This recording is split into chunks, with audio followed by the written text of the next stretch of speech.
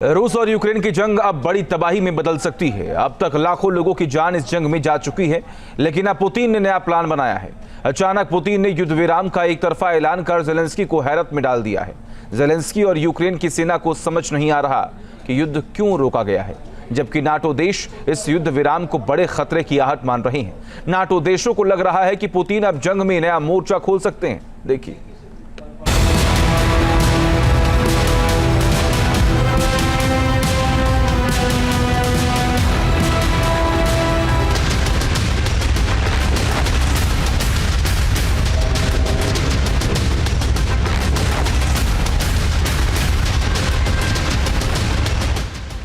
Vladimir Putin का नया plan decode. अचानक क्यों खामोश हो गई पुतिन की तोपें? कीव में बड़ी तबाही का सायरन बजने वाला है। भीषण जंग अचानक क्यों रुक गई? क्यों पुतिन ने अपनी तोपें खामोश कर दी? क्यों गरजती मिसाइलें साइलों में ही रोक ली गई? जेलेंस्की हल्ला और हंगामा मचाते रहे और पुतिन ने गुपचुप अगली चाल चल दी। जेलेंस्की को भनक तक नहीं लगी और रूस ने जंग को और भीषण बनाने की तरफ कदम बढ़ा दिए।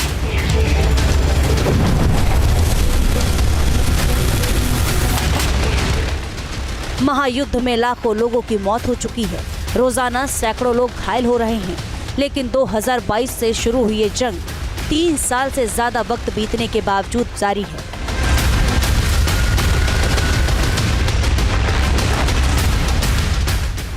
संघर्ष विराम की बातों को धता बताते हुए पुतिन की फौज ऑफेंसिव ऑपरेशन कर रही है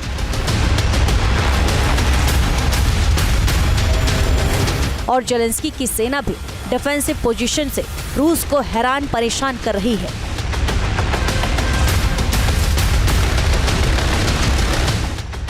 पुतिन का हर फैसला जेलेंस्की की टेंशन को और ज्यादा बढ़ा रहा है और अब तो पुतिन ने अचानक युद्ध विराम का ऐलान कर दिया है।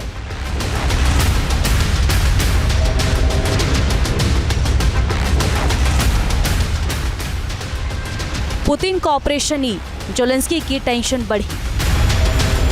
गुड फ्राइडे पर पुतिन की सेना ने बड़ा हमला किया। यूक्रेन के कई शहर में पुतिन की मिसाइलें गिरी और कहा गया कि पुतिन मानवता के खिलाफ है। जवाब पुतिन ने युद्ध विराम से दिया है। ईस्टर पर पुतिन ने एक तरफा युद्ध विराम तो किया, लेकिन जेलेंस्की इसलिए परेशान है क्योंकि उन्हें इस युद्ध विराम का मतलब समझ नहीं आ रहा। 30 घंटे के युद्ध विराम की बात अचानक क्यों आई, ये जेलेंस्की समझ नहीं पा रहे और न ही अपनी सेना को इस युद्ध विराम का मतलब समझा पा रहे हैं। नाटो देशों की टेंशन भी इस युद्ध विराम ने बढ़ा दी है। किसी को उम्मीद नहीं थी कि पुतिन संघर्ष विराम का ऐलान कर देंगे।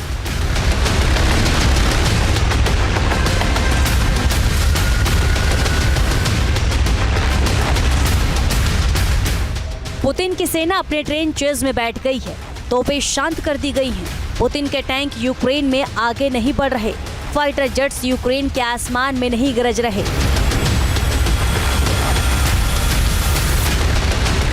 युद्ध विराम बेहद कम वक्त का है, सिर्फ 30 घंटे का युद्ध विराम। क्यों किया गया? माना जा रहा है कि पुतिन अपनी थक चुकी आर्मी को आराम देना चाहते हैं। युद्ध विराम के वक्त का इस्तेमाल मैदान पर नई ग्राउंड फोर्सेस भेजने और थक चुके जवानों को फ्रंट से वापस लाने के लिए किया जा सकता है। और ये दावा भी किया जा रहा है कि इस युद्ध विराम के दौरान पुतिन की आर्मी हथियारों की मरम्मत भी करेगी ताकि और ज्यादा घातक हमले शुरू कर सके।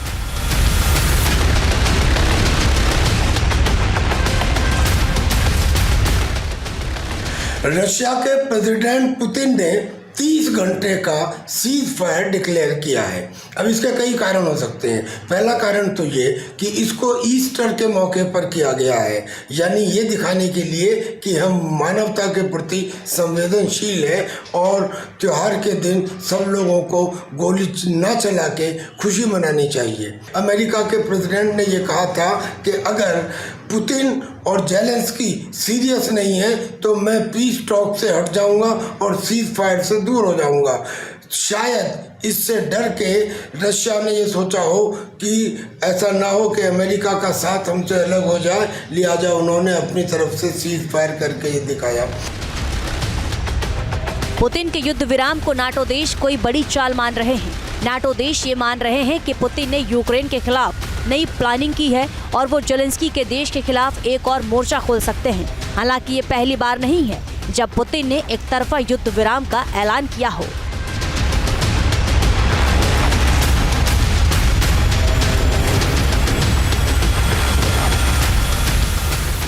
जनवरी 2023 में पुतिन ने युद्ध रोक दिया था। तब ऑर्थोडॉक्स ईसाइयों के क्रिसमस पर पुतिन ने जंग रोकी थी। अप्रैल 2022 में भी पुतिन ने जंग रोकी थी। तब भी ईस्टर पर ही पुतिन ने संघर्ष विराम किया था। हाल के युद्ध विराम के जरिए पुतिन अमेरिका और पूरी दुनिया को दिखाना चाहते हैं कि रूस शांति चाहता है, लेकिन यूक्रेन युद्ध विराम नहीं चाहता।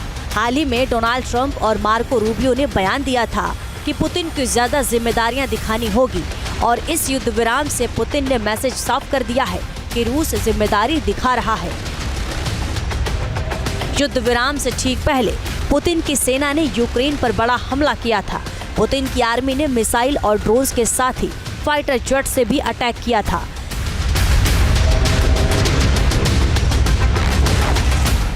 कीव पर मिसाइलों से अटैक किया, सूमी में ड्रोन से हमला किया गया, खार्किव पर रूस ने मिसाइल अटैक किया, निप्रो और माइक्लोव में फाइटर जेट से बमबारी की। अब कुछ जानकार मान रहे हैं कि पुतिन इस युद्ध विराम का मकसद आगे की प्लानिंग के लिए करेंगे और यूक्रेन को बड़ा घाव देंगे।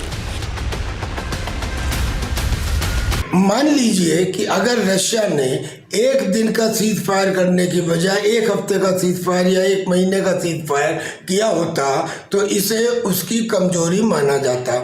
इसलिए उसने अपनी मानवता के प्रति संवेदना को जताने के लिए एक दिन का किया, ये सोचकर कि शायद इसके बाद ऐसा माहौल बने कि दूसरी पार्टी या हम मिलके कुछ दिन और का सीज फायर करें।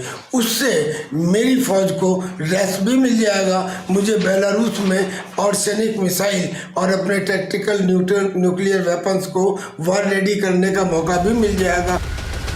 रूस और यूक्रेन की जंग खत्म होगी या नहीं, ये अब तक साफ नहीं है। डोनाल्ड ट्रंप ने जेलेंस्की और पुतिन दोनों से बात की है, लेकिन न तो पुतिन और न ही जेलेंस्की पीछे हटने को तैयार हैं। अब आशंका है कि युद्ध विराम खत्म होते ही दोनों तरफ से बड़े हमले किए जाएंगे। Team news nation. News nation अब